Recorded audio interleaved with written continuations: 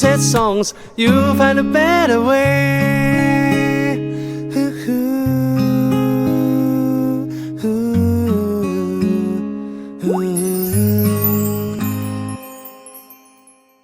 我哋今日灣漂嘅故事嚟咗大良，去揾邊個？揾我好朋友 Kenny。喂 Kenny。Hello 奇哥。好耐冇見啊。你好啊。咁乜嘢驅使你嚟到大良呢笪地方？仲要一個好平寨嘅地方。即係簡單啲講，對我嚟講，渺無人煙啊。開間咖啡店喺呢度嘅。其實呢度就唔係渺無人煙嘅。呢度其實係黃中大靜嘅。哦，係啊，因為我對大良呢笪地方唔係好熟，係，所以我又唔係好知。我就想揾一個咁嘅環境咧，就俾啲靚女嚟打卡。但係其實我主要靚仔唔得嘅。靚仔我其實就唔係好歡迎嘅，因為對我有威脅啊。係。有啲難度啊！呢個我覺得佢真係自己攞嚟講嘅。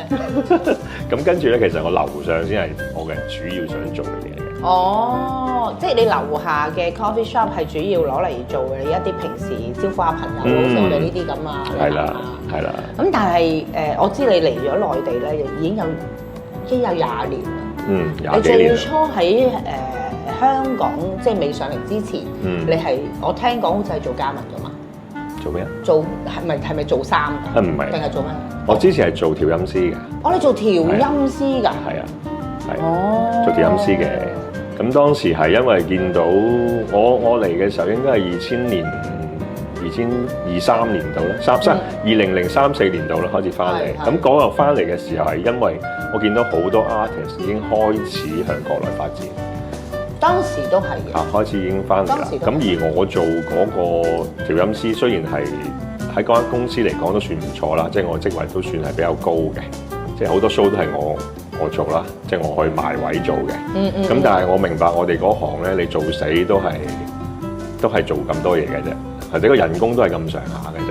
咁當時百花齊放咧，係多嘢做嘅，係多嘢做，係多嘢做嘅，揾到錢，揾到錢嘅，但係你揾到錢你翻嚟，但係條命唔得啊嘛，即係嗰行你要繼續咁樣做係好攞條命去搏，同埋係會斷六親嘅。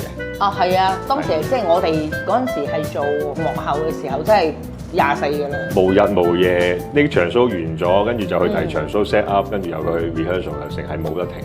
我想了解咧，調音師咧喺演唱會或者喺一啲 show 裏面，真係真正嘅作用喺邊個位咧？係咪一定要有調音師？或者而家其實你見好多商場 show 嘅調就咁樣 MMO 啊，啦咁啊唱完就算㗎啦嘛。其實應該係調音師係乜嘢嚟嘅咧？我諗冇乜人知嘅。係嘛？我第一個我唔知咯。如果你咁樣問，我都問到我唔係啊，調音師嘅 function 係乜嘢，或者係調音師係做啲乜嘢咯？我覺得可以講一講。做乜嘢啊？有乜嘢需要調音師咧？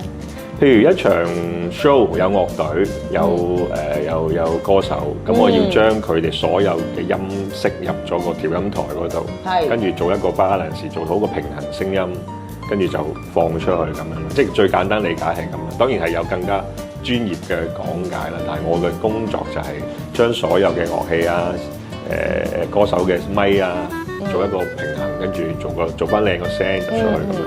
唔係，因為我有一次咧睇過你做一個迷你嘅演唱會咧，小型嘅。咁我見到你係咁樣揸住一個調音板喺度調。咁其實我有留意咗一樣嘢嘅，譬如當時個吉他聲唔夠啊，或者有啲咪聲唔夠啊，出現場嘅時候，咁我就見到啲樂隊嘅樂手同埋歌手咧，就會話俾你聽，喂，你可唔可以調咁樣調咁樣調？